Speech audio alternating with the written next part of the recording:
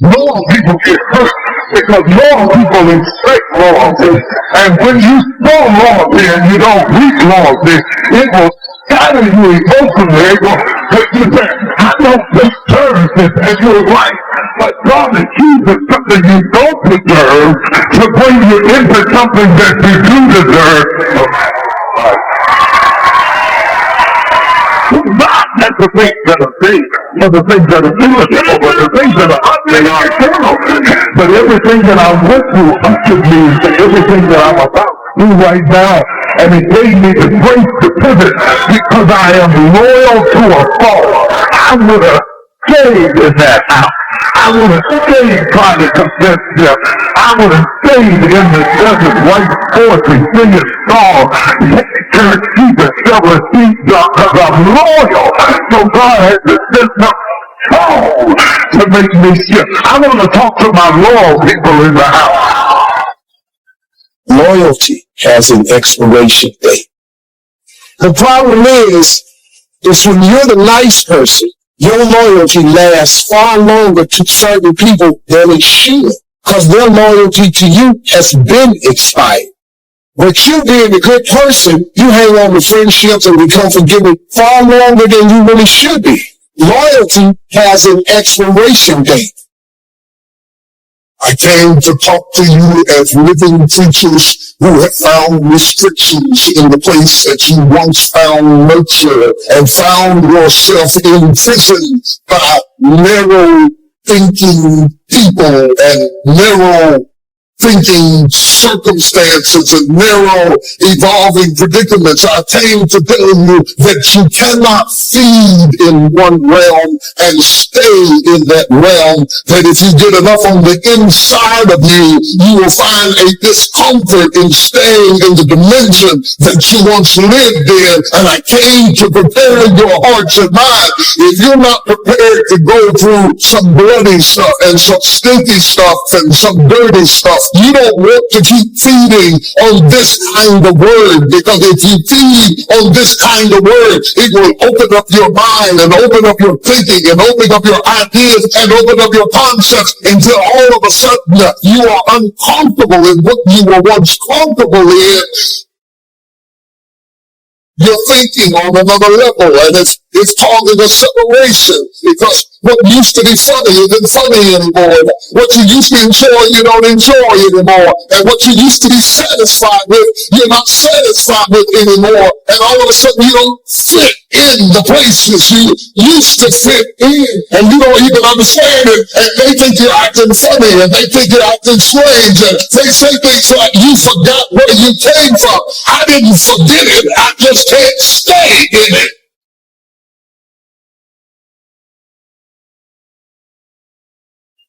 God don't like you to surround yourself with people, things, and situations that's going to stop you from reaching the level of success that God is destined you in your career to get to. That's why God gave us free will. God gave us a choice. He is revealing to you over and over and over again that you are talented, you are beautiful, you are special, you are an individual. Where God has destined your life and your career to be and go. You cannot get there with all of the people that you showed up. Normally when you find yourself cutting off dead weight, because your boat is at its capacity.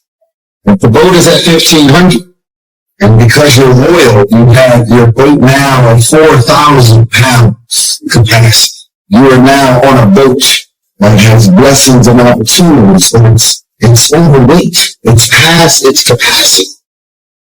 Which means that if God has destined your life to get from here to where it's destined to be, you're carrying dead weight. Your boat is either going to sink, or God has destined your life and your career to get to the ultimate blessings and the goals and where you're supposed to be. Because you got all this dead weight and you're operating over your capacity. It's going to take you that much longer to get there. I've got to get out of here. I got to get out of here. I got to get out of here. I've got to get out of here. You tell your friend you can stay in here if you want to. This might be okay for you, but I got to get out of here. Even if I have to fight my way out, I've got to get out there. If I got to pull and pull, I've got to get out. I've got too much vision to stay in this world. I want to talk to you today about connecting with the right people. Your destiny is too big to get there on your own. God has already arranged certain people to speak faith into you. He's placed in your path people to inspire you, to help you grow and accomplish your dreams. But the reason some people never reach their highest potential is because they never get away from the wrong people. You've got to connect with people that understand your destiny. People that appreciate your uniqueness. People that can call forth your seeds of greatness. Not people that are always pushing you down, telling you what you can't become, never giving you their approval, no matter how good you do. Life is too short to drag people along. If you will get the wrong people out of your life, then God will bring the right people into your life. And some of you, the only thing that's holding you back is your inner circle. The people that are closest to you, they're with you, but they're not really for you. You're constantly having to persuade them that you're okay, convince them to get on board. You're spending all your time and energy on someone that doesn't understand your destiny. I'm going to change where I change. I'm going to transition where I transition. Ready or not, here I come. Like it or not, here I come. Celebrate me or not, here I come. The hardest thing to do, the hardest thing to deal with, the hardest thing to manage, the hardest thing to put up with is transition. The thing we hate the most is transition. We hate it because it takes us out of our element. It takes us out of our comfort zone. It takes us out of the place where we are secure. And we've learned how to manage and control everything. You cannot control everything when you are in transition. It is what it is. It happens like it happens. I can't get my hair done and do it. I can't be pretty about it. I've got to come out any way I can. I'm in transition. I can't meet with the board or get everybody to approve it. When my water breaks, get ready. Here I come. Touch your neighbor and say, move. Move. I'm going out of this spot. Move. I'm coming into another dimension. Move. I see a door opening for me. Move. Born again, again, and again, and again. Because if you look back over your life, every so often, every so many days or situations or circumstances, you find yourself in a world that's too small and too tight and too limited, and you have to go through a birthing process from one dimension to get into the next dimension, and you're being born again and again. You get comfortable, and as soon as you settle all in and say, now I got my life all nice and neat, and I finally got it just the way I want it, and I've arrived, and I've reached my destination, and then you look around, and the world begins to lurch, and all of a sudden you have to recreate yourself and find yourself starting all over again. You were sure yourself over here, but now you're a student again over there. You knew how to do this, but now you're learning again how to do that, and you are born again. Here's what leadership is. The challenge to be more than mediocre. The challenge to step up to a new level, a new dimension. And here's what this new dimension has. Opportunity and responsibility. But who wouldn't want the responsibility along with the opportunity if it builds an extraordinary life? You wouldn't want it any other way. The refinement of leadership. Make this list. Learn to be strong, but not rude. Some people mistake rudeness for strength. Rudeness we don't need. Strength we do need. Here's the next one. Learn to be bold, but not a bully. We need to boldly seize the day, boldly seize the opportunity, boldly seize the chance. But we don't need bullies. We don't need anybody to push anybody around. There's a whole new level of leadership. A new method of leadership. Here's what it is. Leadership by invitation. Not leadership by threat. Not leadership by intimidation. That now shows the weakness of the leader. That now shows ego at work instead of skills. But it's leadership by invitation. Invite somebody to a better way of doing things. Here's what else it's called. Leadership by inspiration. Inspiring somebody to make the necessary changes to move up or to get the job done. As leaders, we inspire. As leaders, we entice. As leaders, we invite, entice, inspire. Not threaten. New kind of leadership. Be bold but not a bully. Next. Be kind but not weak. Some people mistake weakness for kindness. And it's a great mistake. Kindness isn't weak. Kindness is a certain unusual strength. But don't say, I must be weak in order to be kind. The answer is no. Sometimes you have to be unusually strong to be kind. Somebody coined the expression, tough love. Love that really tells the truth and level, sometimes with a broken heart, but whatever has to be said, has to be said. Kind but not weak.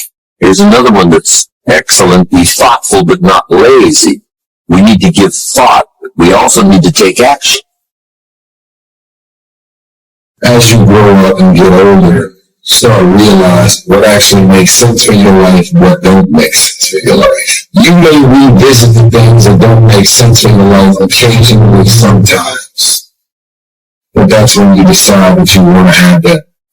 But for the most part, because I grew up with my brothers and sisters, doesn't mean that we're actually going to walk in the same path. Because I have my friends that I grew up with doesn't mean that we're going to move and walk and have our lives, family, mindset, career choice, the way we think, the way we move, moving in the same direction.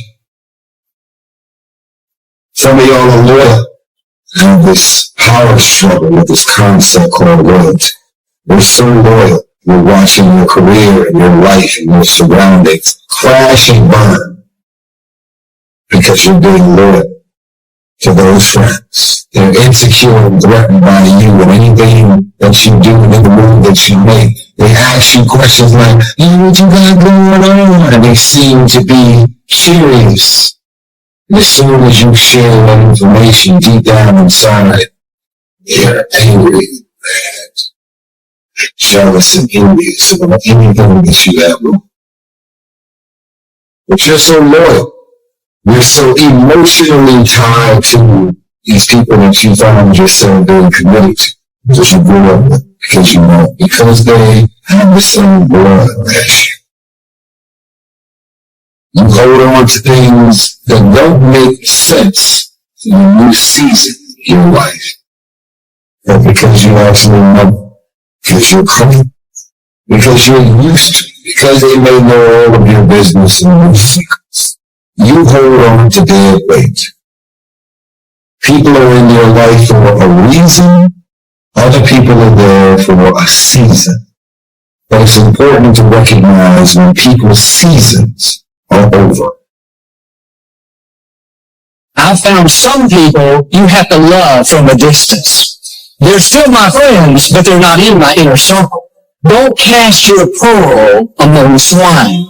You could say your pearl is your gift, your personality. It's who you are. When you get around true friends, people that really believe in you, they won't be jealous of your gifts. They won't try to talk you out of your dreams. It'll be just the opposite.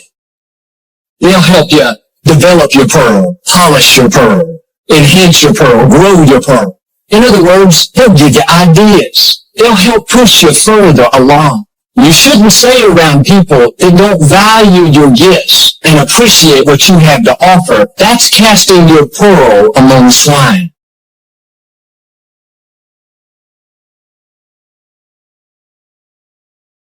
You need to dream without just being a dreamer.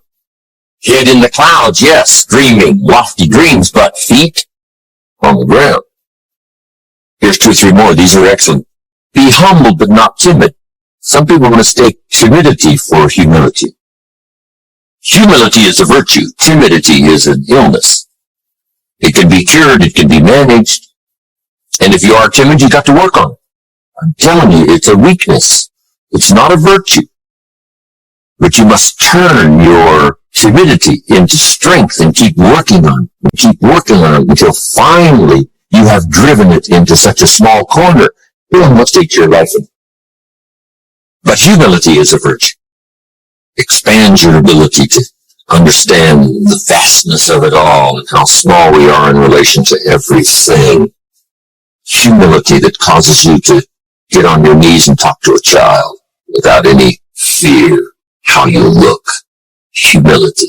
To understand, yes, humans are unique, but in the vast space of it all, we're all pretty small.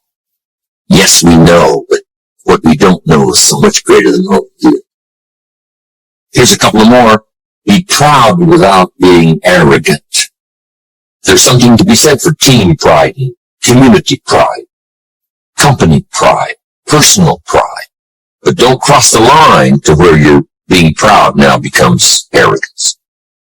Pride we need, arrogance we don't. Arrogance is usually the childish attempt to make up for lack of self-worth.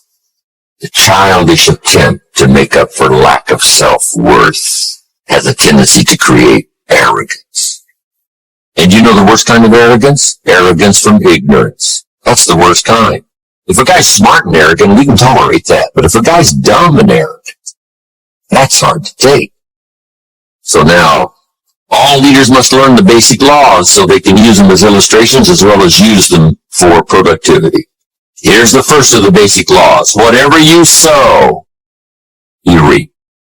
Now here's another way to put it on the positive side. In order to reap, you must sow. Reaping is reserved for those who sow, who plant. To deserve the harvest, you must plant seed, take care of it in the summer, carefully harvest it, and then do wise things with the harvest. Now, here's the rest of the law of sowing and reaping. If you sow good, you reap good. If you sow bad, you reap bad. You can't sow bad and hope for good. You can't plant weeds and hope for flowers. It works both positive and negative. Now, here's something else about the law of sowing and reaping. You don't reap what you sow. You reap much more than what you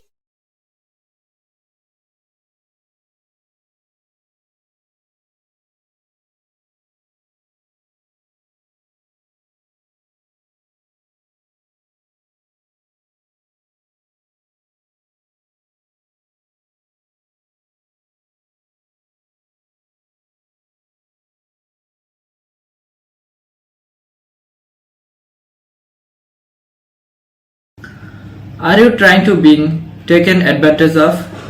Are you constantly putting others before yourself, only to be let down time and time again? It's time to stop being loyal to those who don't deserve it. Loyalty is a commendable trait, but it should not come at the cost of your own well-being. It's important to recognize when your loyalty is being taken for granted and when it's time to put yourself first. It's not easy to break the circle of loyalty, especially when it involves people we care about. But remember, true loyalty is a two-way street. It's about mutual respect and support. It's time to set boundaries and stand up for yourself. You deserve to be surrounded by people who appreciate your loyalty and